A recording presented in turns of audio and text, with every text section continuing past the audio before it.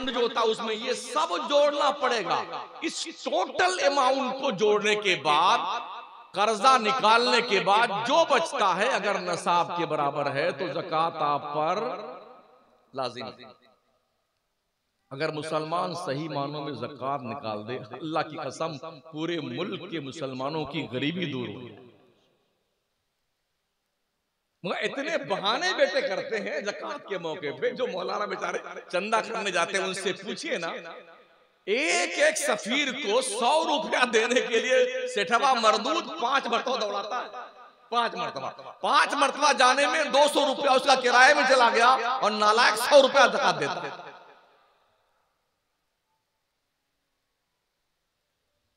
ज़कात की रकम खर्च कहां की जाए, ये भी सुन लें जी। फकीर, मिस्कीन, गारिब, रिका, आमिल, फी सबीलिल्लाह, इब्नु सबील, ये 7 क्वालिटी के लोग हैं जिन पर ज़कात की रकम खर्च की जानी चाहिए। ये भी ध्यान रहे, ज़कात का पैसा ना मस्जिद में लग सकता है, ना मजार में लग सकता है, और ना बाजार में लग सकता है, ना कब्रिस्तान की बाउंड्री में लग सकता है। बस सारे बेटे ज़कात का वसूल करके कब्रिस्तान की बाउंड्री बना रहे हैं। कसम खुदा के इतने मारे जाओगे ना शक्लें बिगड़ जाएंगी बेटे। मस्जिदों में ज़कात के पैसे, अल्लाह का घर जो बने ना वो सिर्फ क्लीन माल से, साफ सुथरा, तय्यब ताहिर, जो एकदम पाकीज़ा माल हो। ज़कात की रकम दरअसल माल का मैल है, ठीक है ना, जो तुमने दे के अपने बकिया माल को पाक किया है। 2.5% दे करके आपने 97.50 आपने पैसे को महफूज कर लिया, पाक साफ करके। ये कितना खूबसूरत कॉन्सेप्ट इस्लाम ने मुसलमानों को दिया है। आज अगर मुसलमान सही मानों में, भारत का मुसलमान ज़कात निकाल करके सिस्टमैटिक ढंग से इसको नाफिज करे, अल्लाह की कसम मुसलमानों की पूरी बिगड़ी हुई कौम तबाही से निकल करके तरक्की पजीर हो जाए और खूबसूरत मुस्तहकम कौम के पास दौलत से मजबूत, तालीम से लेस होकर के दुनिया की आंखों में आंखें डाल करके जुर्अतमंदाना जिंदगी गुजारने का हौसला हमें पैदा होता है। इसलिए अपने मालों की ज़कात निकाली। बहुत सारे लोग अंगूठी पहनते हैं, दुल्हा राजा, सोने की अंगूठी। क्या बात है, हम देख रहे हैं बेटे दूल्हे राजा अंगूठी सोने की पहनते हैं। ओ मर्दो, अगर तुम सोने की अंगूठी पहनते हो तो सुन लो ये हराम है। अगर तुमने ऐसा किया है तुम्हारी उंगलियों में जहन्नम के आग की अंगूठी पहनाई जाए। अगर तुम ये समझते हो कि कोई किस्सा और कहानी है तो मुझे किस्सा कहानी सुनाना नहीं आता, मैंने अल्लाह रसूल का फरमान सुनाया। समझ रहे हैं? मर्द के लिए सिर्फ एक अंगूठी चांदी की 4.5 माशा कम से, इससे कम एक नग की एक अंगूठी मर्द के लिए पहनना जायज है। 2 माशा की 2 अंगूठी भी हराम है चांदी की, और 3 माशा 4 माशा की 2 नग की अंगूठी पहनना भी मर्द के लिए हराम है। अब एक और तस्वुर हमारी कौम के जवानों में गालिब है। यहां से गए अजमेर शरीफ तो गली कूचे में से कड़ा खरीद के लाए, स्टील का बेटा कड़ा पहने हुए, लगता है कि कोई मुसलमान है भी कि नहीं, उल्लू का पट्टा यूं पहन के कड़ा घूमता है। कभी कभी डाउटफुल होता है कि मुसलमान है भी नहीं, धागा पहन लिया यहां, बोले अजमेर शरीफ से लेके आए। अबे तो मदीने शरीफ से लेके आए तब भी पहनना हराम है इसका। तो शादी ब्याह के मौकों पे दूल्हे राजा को सोने की अंगूठी पहनाना बंद कीजिए, वरना पहनाने वाले भी वो धुने जाओगे बेटे, और पहनने वाले भी। सुन रहे हैं? तो अब सुन लीजिए, ये जो 7 क्वालिटी के लोग हैं जिन पे ज़कात खर्च की जानी है, उनकी डिफिनेशन समाज फरमा ले। फकीर, फकीर किसे कहते हैं? सुनिए, हर भीख मांगने वाला फकीर नहीं होता है। हम क्या समझते हैं, अरे यार फकीर आया है, भीख मांगने आया है। जी, फकीर, हर फकीर भिखारी नहीं होता है, वो ज़कात लेने का हकदार नहीं होता है। आज की तारीख में 60% बिरादराने वतन कुर्ता पजामा पहन के, दाढ़ी बढ़ाकर, टोपी लगाकर, अजमेर की चादर ओढ़ करके अल्लाह अल्लाह करते ज़कात वसूलते दिखाई पड़ जाए गलियों में। बिजनेस चल रहा है भीख मांगने का, और इसके बड़े बड़े जो ठेकेदार हैं बिजनेस करने वाले, नॉन मुस्लिम कम्युनिटी के लोग हैं। 100 50 भिखारियों को साइकिल दे दिया है, ऐसे टांग तोड़ करके बिठा दिया है कि मांगते रहो बेटे, ऐसे हाथ लूला बना दिया, मांगते रहो। मुसलमान जैसे किसी को देखे हाथ उठाओ और जल्दी कि नमाज कज़ा ना हो जाए, फट से देता उठा। एक फकीर के गले में बहुत सारे शायर लड़के रहते हैं। अब मांगते नहीं वो, हमारे सोहरा भाई माल नाथ पढ़ रहे हैं और दूसरे शोरा नाथ, उन्होंने गले में टैब रिकॉर्ड लड़का रखा है, उसी में सोहराब कादरी लड़के हुए हैं, वो अपनी नात पढ़ रहे हैं। उसे क्या पता मरदूद को कि किसने नात पढ़ी और किसके लिए पढ़ी है। वो लड़का है गले में ताकि लोगों को पता चल जाए भिखारी आया हुआ है, इसको देना चाहिए। किसी गले में शमसुद्दीन कादरी भी लड़के हुए हैं, खिताब फरमाते हुए। हाँ, ताकि कौम, अब पहले तो बोलते थे एक आदमी की एक आंख रहती है, एक बंद रहती है, पीछे 2-3 होते हैं ना, वो उसके कंधे पे आता है। तो जो आगे रहता है कि आंख खुली, एक फूटी है एक चल रही है, वो सबको लेके चलता है। अल्लाह देगा देगा दिलाएगा, अल्लाह देगा। कुछ ऐसे झूठे मुने रहते हैं कि आपने मरदूद, फिर चुपके देख लेते कि हाँ कोई देख तो नहीं रहा। इस तरह से जब हम मुंबई मांगते, हमने पूछा यार तुम बिजनेस क्यों नहीं करते हो, तुम्हारे हाथ पैर सलामत हैं। उन्होंने कहा कि क्या मिलेगा। हमने कहा इस गली में कारोबार बहुत ज्यादा होता है, बम्बई नंबर 8 में, तो हम दुकान पे तुमको लगवा देते हैं। क्या कितना मिलेगा? तो हमने कहा कम से कम 500 तो कमा ही सकते हो। तो उसने क्या कहा, 2-4 आदमी हमें आप दीजिए, हम 1-1 हजार रुपया उसे देंगे, हम भीख मांग करके दे देंगे। ये काम हम नहीं करेंगे। फ्लैट है, फ्लैट बंबई जैसे शहर में 1-1 करोड़ का फ्लैट है भिखारियों का, जो हाजी अली की दरगाह के सामने भीख मांगते हैं, लूले लंगड़े अपाहिज, समझ रहे हो। और हमारी कौम ये ज़कात, ओ ज़कात। एक बंदे के 3 लड़के, एक डॉक्टर, एक वकील और एक बैंक का मैनेजर। जिन दिनों हम बम्बई में हाजी अली दरगाह में 6 महीने के लिए सैनिटोरियम में बेबी बच्चों के साथ थे, तो देखा वो बंदे आए तीनों, बड़ा अप टू डेट थे बेचारे।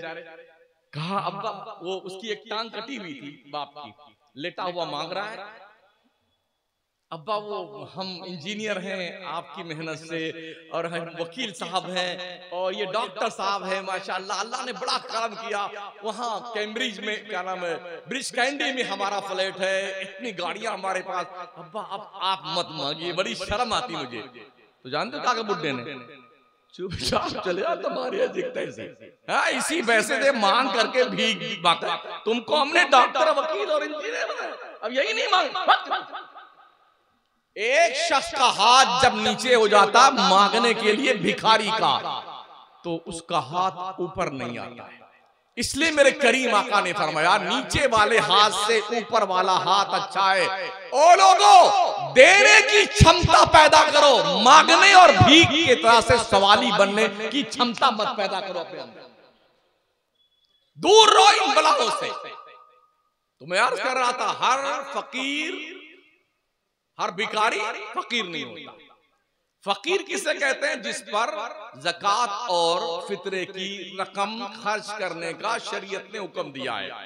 फकीर उसे कहते हैं जिसके पास इतना हो कि उसका घर बार भी है, बीवी बच्चे हैं, कारोबार भी छोटा मोटा भी है, मालिक नसाब नहीं है वो, या नसाब तक तो पहुंचता है उसका माल, लेकिन वो किसी कर्ज में डूबा हुआ है।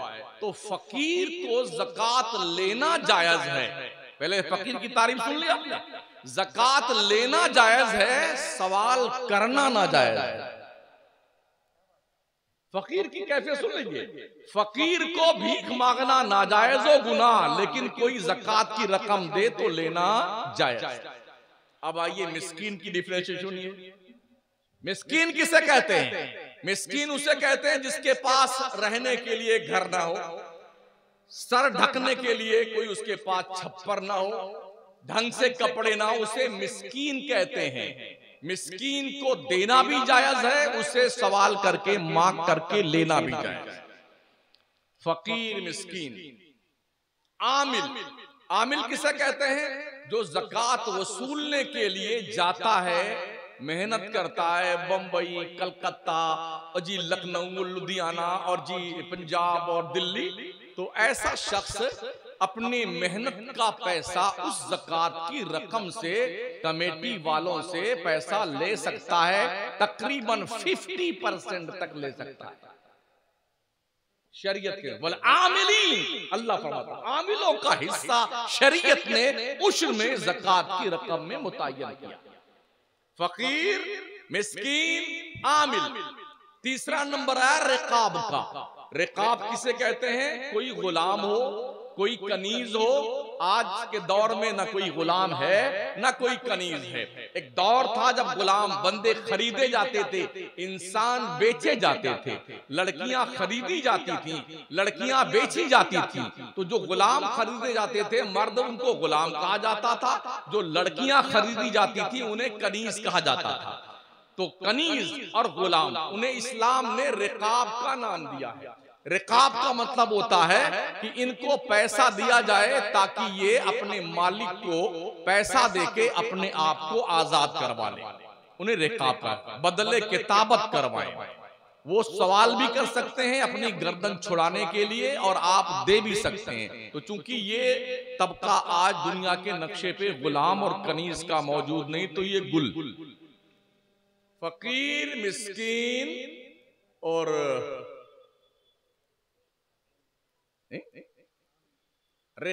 आमिल और रिकाब, और पांचवा नंबर था गारिम का। गारिम का मतलब होता है कर्जदार।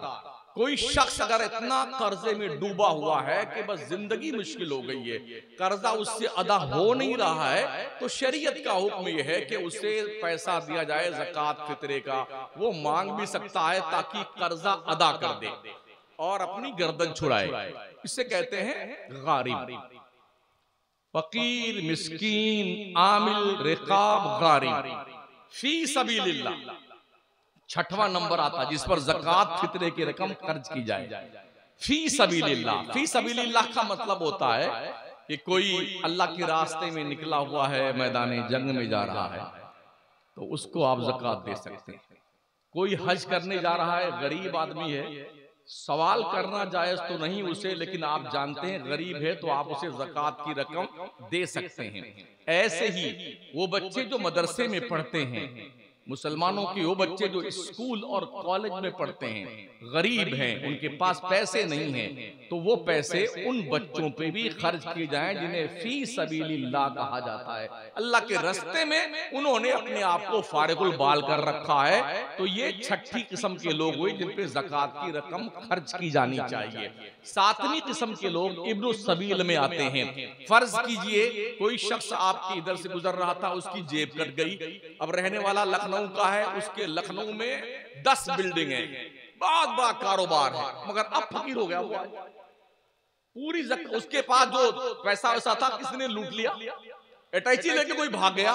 अब उसके पास खाने के लिए पैसे नहीं है, उसके पास जाने के लिए सफर का पूरा खर्च नहीं है, तो वो शख्स उतनी ज़कात की रकम आपके यहाँ आकर लेने का हकदार है किसी भी मुसलमान से जितने में वो अपने घर पहुंच जाए। ये 7 किस्म के लोग हुए जिन पे ज़कात की रकम खर्च की जा सकती है। आप में से कितने ऐसे लोग हैं जो इसके बारे में जानते हैं? ये तो पता है कि उधर एक मजार है, मलीदा, जलेबी, बुनिया, बर्फी लेके वहां फातिहा करने जाना। ये कौन पता करेगा भाई साहब?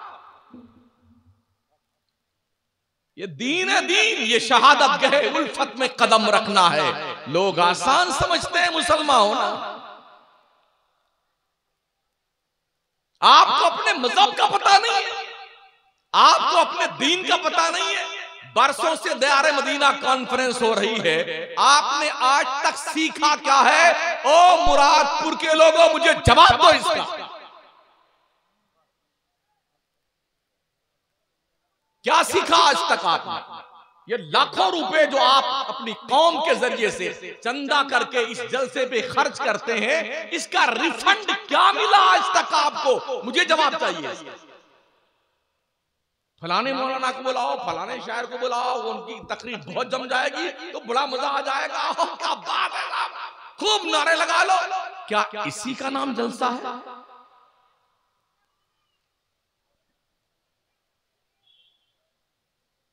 साहबा जब हुजूर की बारगाह में बैठते थे ना दीन सीखने के लिए, उठाइए अहादीस की किताब, सर झुका के ऐसे बैठते, हिलते नहीं थे। यूं लगता था शायद उनके सर पे चिड़िया बैठी हुई है, सर हिलाएंगे तो चिड़िया उड़ जाएगी। इतना गौर से वो दीन की बात सीखते थे। आपको एक मसला सीखना नहीं आता है, वाह वाह वाह वाह, जिंदाबाद शमसुद्दीन कादरी, मुर्दाबाद जिंदाबाद सोहराब कादरी, मुर्दाबाद जिंदाबाद, ये करते ना हम। मुमकिन है आपको थोड़ी बात तीखी लगे, लेकिन मैं आईना हूं, दिखाऊंगा दाग चेहरे के, जिसे बुरा लगे वो सामने से हट जाए। एक डॉक्टर का काम क्या है? अगर मर्ज, किसी मरीज को मर्ज हुआ है, फोड़ा निकल आया है, तो वो कहेगा कि आप इसको फाड़ फूड़ करके और हमारा ऑपरेशन कर दीजिए। ऑपरेशन करने के लिए उसका हाथ पैर पर दबाना पड़ेगा, बांध लो इसको, हिले नहीं है। अगर डॉक्टर मरीज का चिल्लाना देखे, अगर इसको चीरेंगे फाड़ेंगे तो खूब चिल्लाता मरीज, इतना चिल्लाएगा, गाली भी देगा डॉक्टर को, और हाथ पैर छूट जाए तो लात भी मार देता डॉक्टर, खूब गाली देगा मां बहन की। ये डॉक्टर को पता है ये मरीज मर्ज के शिद्दत की बुनियाद पर ये सारी हरकतें कर रहा है, जब ये ठीक हो जाएगा तब मुझे दुआएं देगा। ऐसे ही एक मुआलिज, एक दीन का तबीब, एक सालेह फितरत का वाइज, एक खतीब, एक नासे, एक मुबल्लिगे दीन, उसकी जिम्मेदारी है कि कौम किस बुराई के नासूर में मुब्तला है, उस बुराई के नासूर का इलाज चाहे चीर के करना पड़े, चाहे फाड़ के करना पड़े, चाहे काट के करना पड़े। गाली बकती है कौम तो बकती रहे। मैं एक तबीब हूं, मुझे अपनी जर्राही पे भरोसा होना चाहिए। जब इस कौम का मर्ज ठीक होगा तो ये जिंदगी भर दुआ दे। ये दीन है, दीन सीखिए, दीन मजहब को सीखिए। दीन खाने पीने के लिए तशरीफ नहीं लाया है। अल्लाह रोजी तो देता है यार, कीड़े मकोड़ों को देता है, चींटियों को देता है, कुत्ते बिल्ली को देता है। हम तो 6 फीट के हैं, हम अल्लाह हमको रोजी नहीं देगा क्या?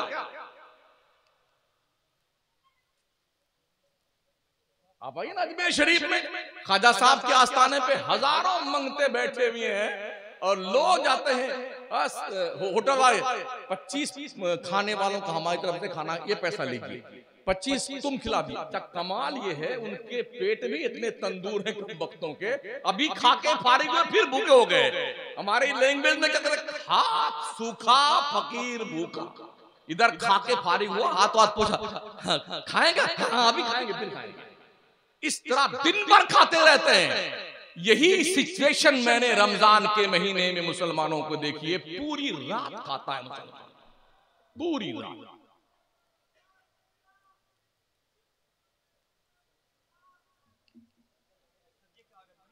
आने दीजिए, आने कोई दिक्कत नहीं आने।